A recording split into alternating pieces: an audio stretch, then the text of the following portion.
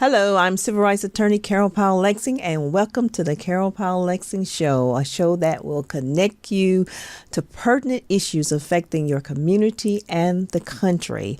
And today we have, as usual, very important topics of discussions. Not only do we discuss, we want to come up with solutions that's going to enable our discussions, that's going to help the country and to help your community. But normally, before I get into my topics of discussion, I always like to do affirmations. And one of my affirmations today is one that I really love because it says, "You are beautiful, you are fearfully and marvelously and wonderfully made." And the reason I like that is because we're defining ourselves. We're defining who we are. We're not allowing anyone else to define who we are, because if we allow someone else to define who we are and where we came from, we will never know where we are going. And today we are going to be discussing a very important issue that's hot across this country, talking about erasing African American history. Now, one thing about it, you can never erase African American history. You can't erase the Civil Rights Act of 1866. You can't erase the Emancipation Proclamation. You can't erase Brown versus Board of Education. You can't erase Plastic versus Ferguson. You can't erase even Jim Crow. You just can't erase African American history, because if you erase Black history, you erase America. And today we're going to be talking about the assault on African American history. And here to help facilitate that discussion is no other than the executive director of the Amistad Research Center down in, I'm about to say down in Louisiana, because I'm from Louisiana. Look, for you're in California, so you mean over in Louisiana at the Tulane University. We have a historian guru here with us, Miss Kathy Hambrick. And Kathy, you were the founder and the former executive director of the River Road African American Museum in Louisiana, which, by the way, was the first African American museum in Louisiana that was established in 1994. Is that correct? Yes, the River Road African American Museum was the first African American history museum in Louisiana, established on March 12, 1994. Yes. Right. We don't want to forget that word history, because that's the basis of our discussion today. Can you tell us what is the basis of the assault that's on African American history? What's going on in this country? Because I think we're at the crossroads right now where we are trying to defend and move forward with the truth. And you have people that's trying to redefine us, which they can't do. Like I said earlier, if you erase our history, Black history, you erase America. So what's going on with that? Well, first of all, you can't erase our existence. That's right. You can't erase my existence. I'm here today because of my parents, my grandparents, my great-grandparents, and my ancestors. All of us are here because of them. We also must realize that we are each making history each day that we live. So tomorrow, this interview is a part of American history. Wow. Tomorrow, this interview is a part of my history. So if you want to erase Black history, you are talking about erasing my existence. And that is not possible. Wow, that's very powerful what you said. And I don't think certain people get that, but I know they soon are going to find out about it.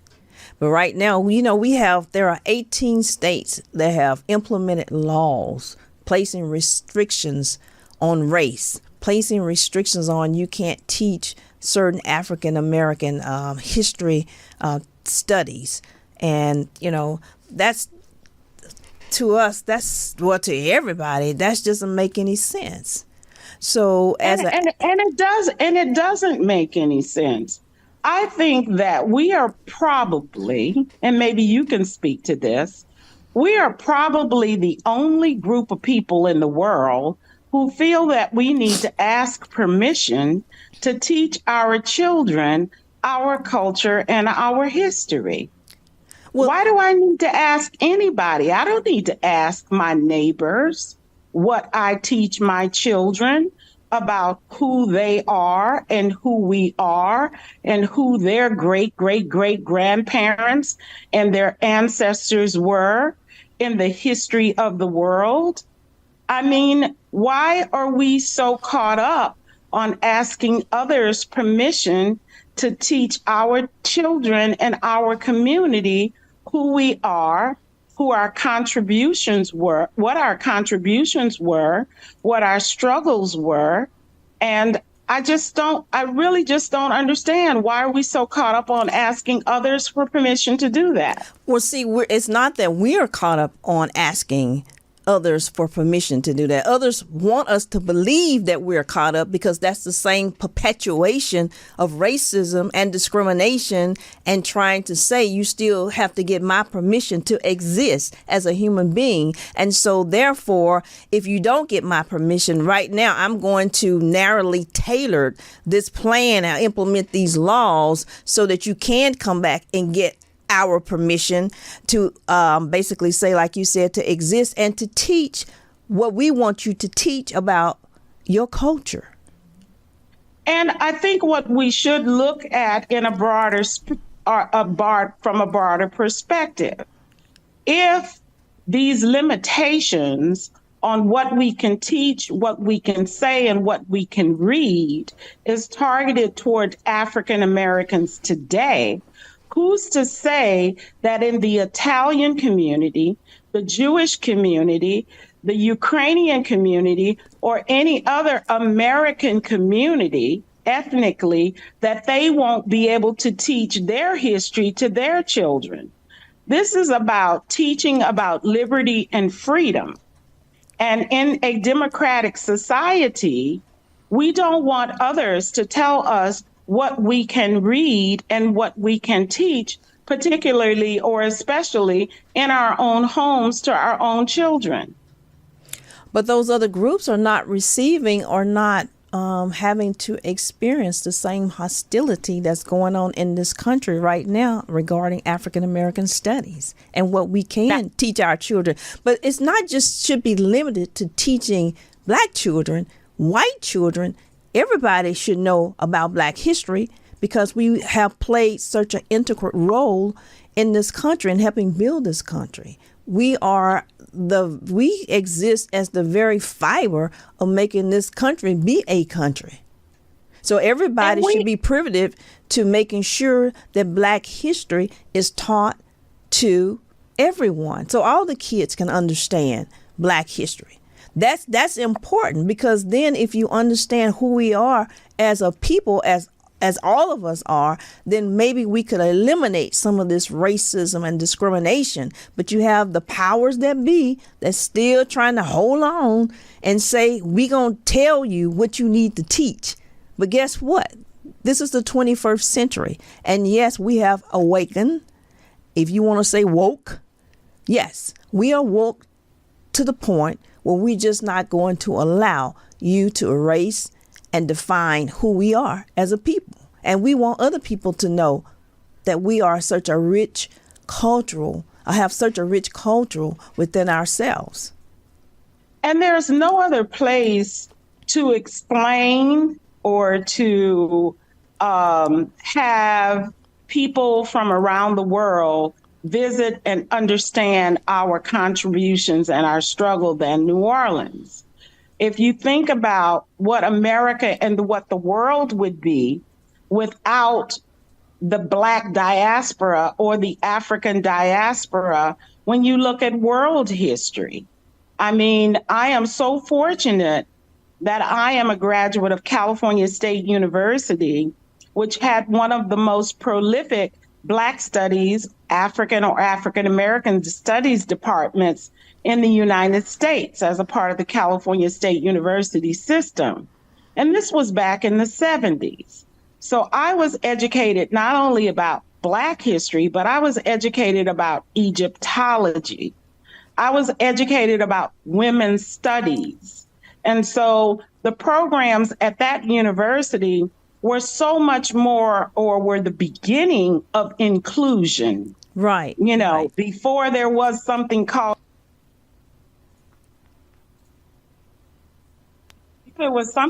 diversity, equity, and inclusion.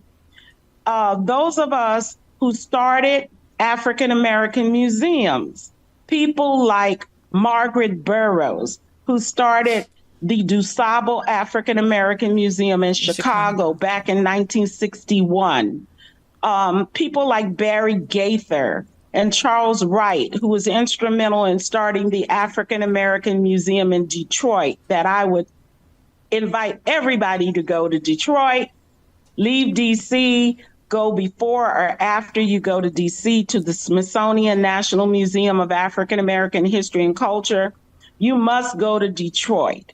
You must come to Louisiana. Yes. Visit the Amistad Research Center, which has over 850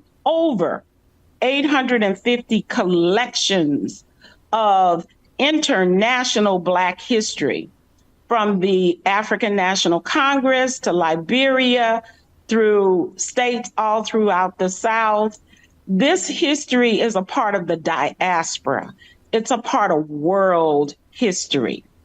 And so, you know, let's not limit ourselves to Louisiana. Let's not limit ourselves to Memphis. Let's not limit ourselves to Birmingham or DC. Let's look at our historical contributions to world history. And you cannot deny that when you look at primary source documents like those documents and manuscripts that we hold at the Amistad Research Center. Right, right. So that's very important. As the last month, and I'm saying last month, we had a continuation of the March on Washington, D.C. Do you think that that march helps to facilitate and contribute to us remembering and keeping our African American history alive? Well, you know, we through the Amistad Research Center and the committee that we established with Dillard University, what we wanted to do was look at the civil rights movement, look at Freedom Summer, look at the March on Washington, look at why did they march in the first place? Right. The March on Washington was the March on Washington for jobs and freedom.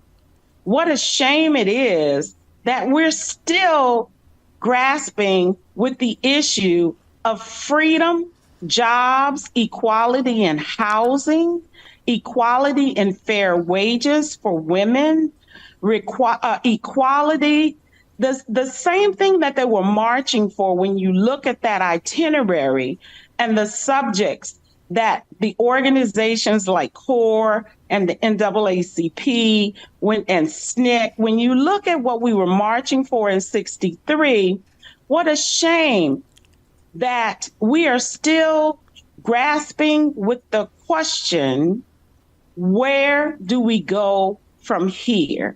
And that was what we wanted to pose to the speakers and the students and the entrepreneurs here in New Orleans who own restaurants and businesses, who are part of the millennial generation and the generations of the past 60 years.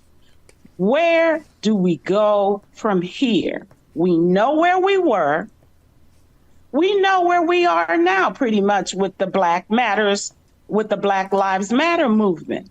But a bigger question for us should be, where do we go from here? You mentioned the Black Lives Matter movement. Do you think that the fact that it became so prominent within the last few years contribute to the current backlash of true and honest history education? Absolutely. There's always backlash. I mean, go back to the March on Washington. The March on Washington happened on August the 28th, 1963. John F. Kennedy was killed in November. Medgar Evers was assassinated in the driveway of his home in June of 1963. You look at the backlash from the March on Washington, not only was Kennedy assassinated, then we were faced with the assassination of Dr. King, the assassination of Robert Kennedy, and just look at the history from 63 to 68. Just in that short span of years, there was backlash. When you go back to the Emancipation Proclamation, look at the backlash as those Reconstruction era elected officials went into power. The Jim Crow era came about from the backlash of the advances from what the legislation was that those men were proposing during Reconstruction. So this is not our first time facing the challenges of backlash. Right. We need to understand, yes, we say we might be living in the worst of times.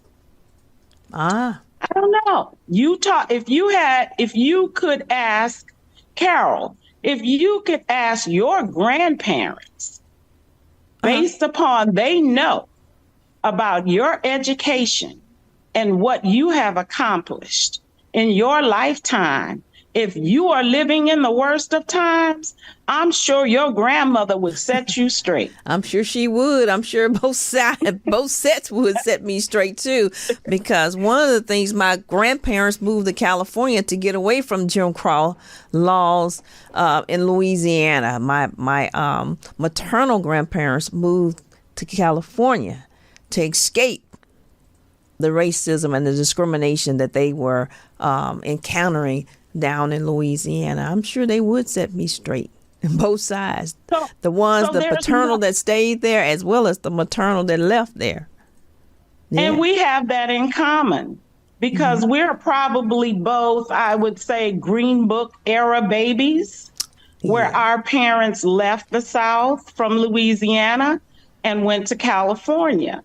People from Mississippi traditionally went north to Chicago. People from Florida, South and the Carolinas and Virginia went up the East Coast to New York and New Jersey and to northern cities. But we cannot move away from injustice. You cannot relocate yourself these days. This is what we've learned and what we should know from history. You can't move to the north thinking that there is only racism and discrimination in the South. This is an American problem. We can't move away from the injustice. We can't even move to Europe, as many of those World War II soldiers decided not to come back to America, and they became citizens in Germany and Paris and places in Europe because they felt that they would never find justice and equality in America.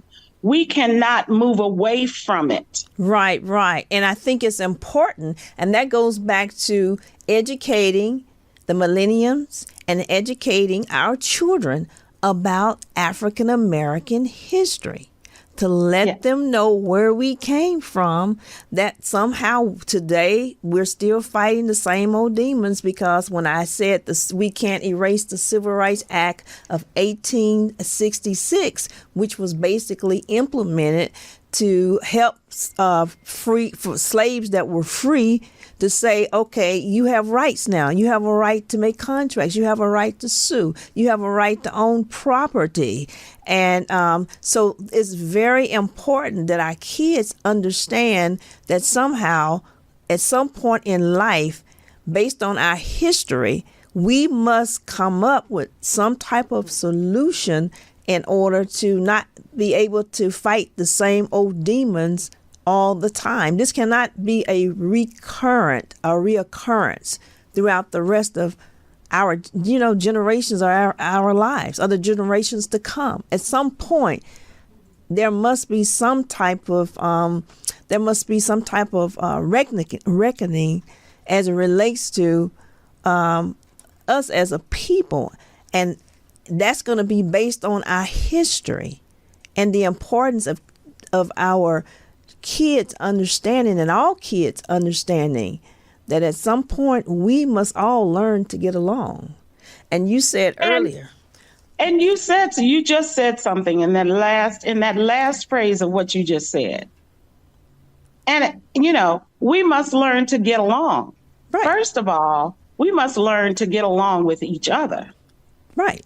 Our children need to understand that it is their responsibility to first of all, take care of themselves. Right. If you are not healthy, you are not totally free.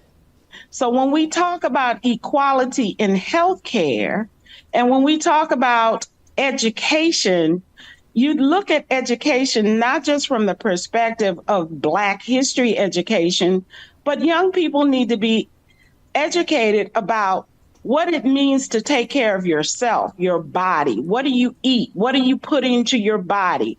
Do you understand? Do you know there are children who don't even know that food is grown out of the ground? No, I didn't know that coming from a farming family. Yes. That's hard for me to see, to understand. There are young people, Black and white, of all ethnicities, who think that vegetables or food comes out of a plastic bag. They don't even know that food grows out of the ground, and what you nourish your body with comes from the substances and substance that comes from the earth that nourishes you. You can't fight for freedom if you are not healthy. Right. And that's why at the River Road African American Museum, we have something that is called the Freedom Garden. And you can't even begin to imagine children, no matter what their race or ethnicity or religion, they come into that garden and they get so excited to see an eggplant, to see a turnip, or to see mint, or to see okra. So the education goes beyond just Black history.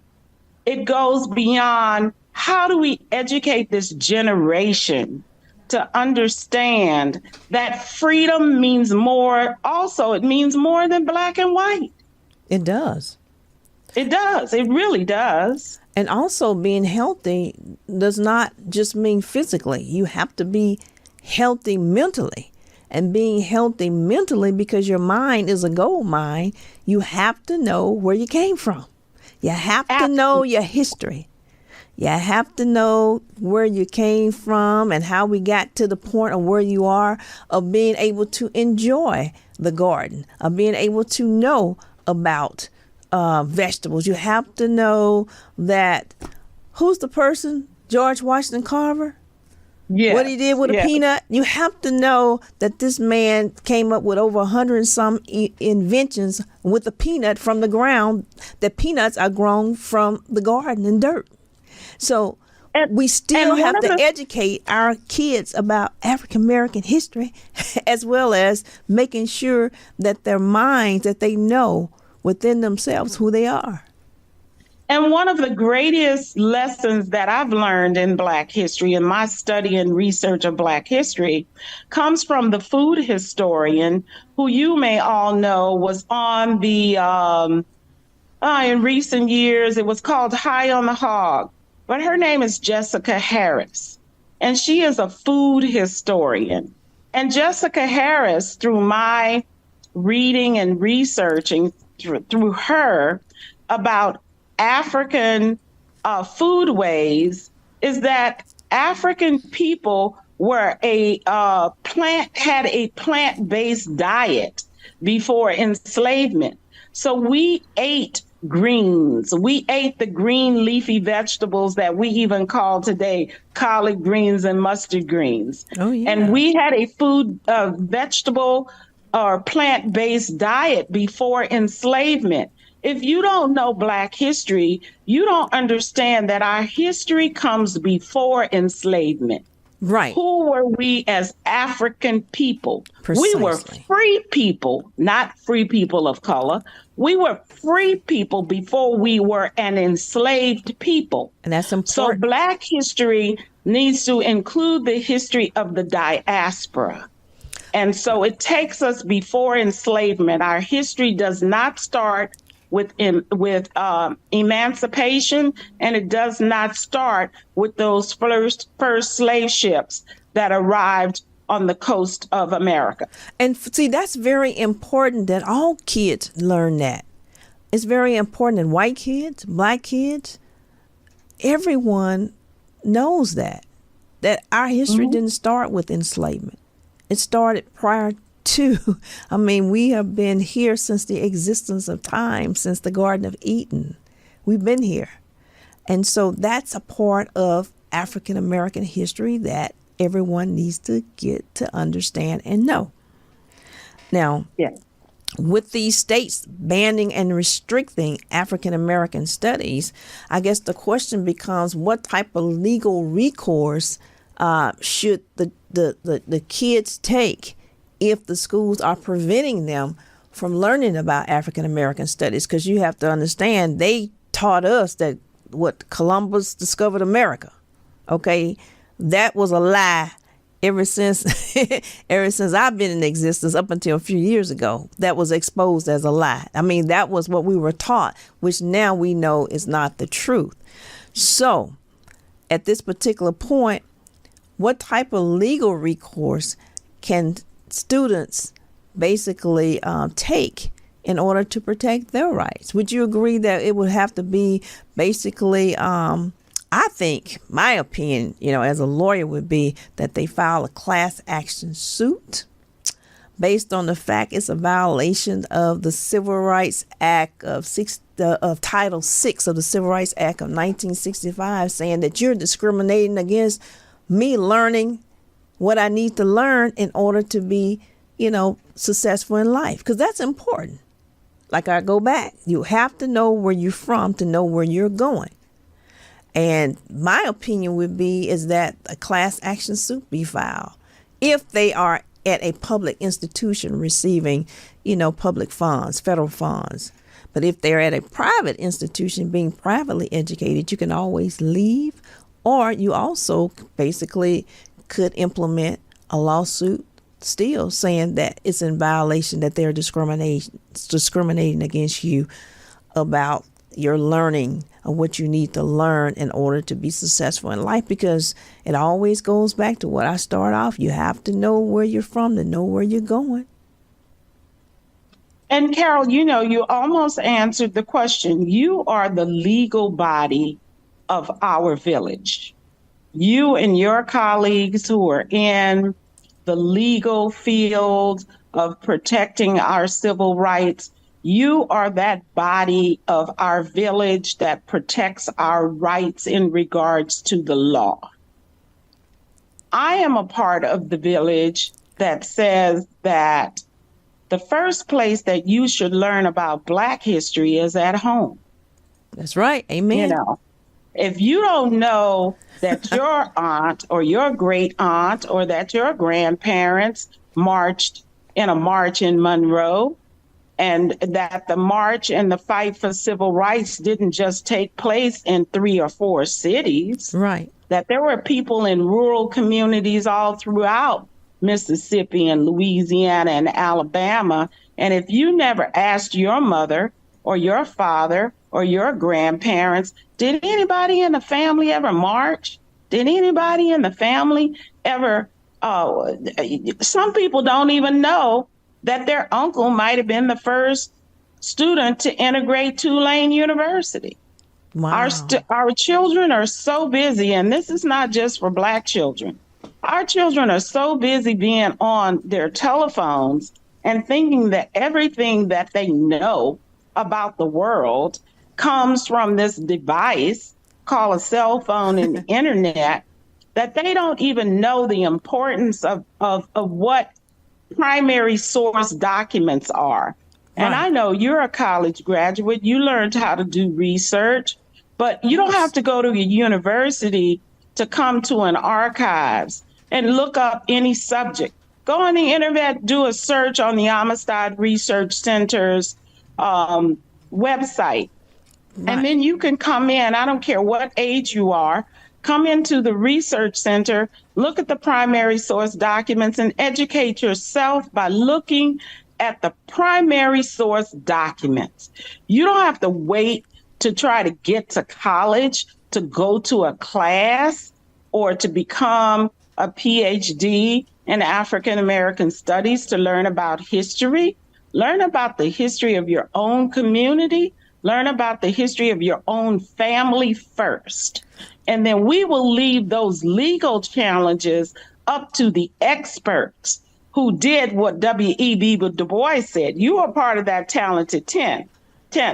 Wow. You know, and so we want you with your education and your expertise to fight the battle in the legal realms to make sure that there's justice and equality, but the rest of us should have a duty and responsibility to our communities at every level. I don't care whether it's your neighbor's children, whether it's your own children or your grandchildren, whether you're Black or white. It's your responsibility to teach our children to have respect for each other and to know that Black people have made a contribution to the economy and the culture of this nation and the economy and culture of this world. And there is no denying that because it's written and established in the primary documents and manuscripts and books that places like the Amistad and the Schomburg and the university archives hold.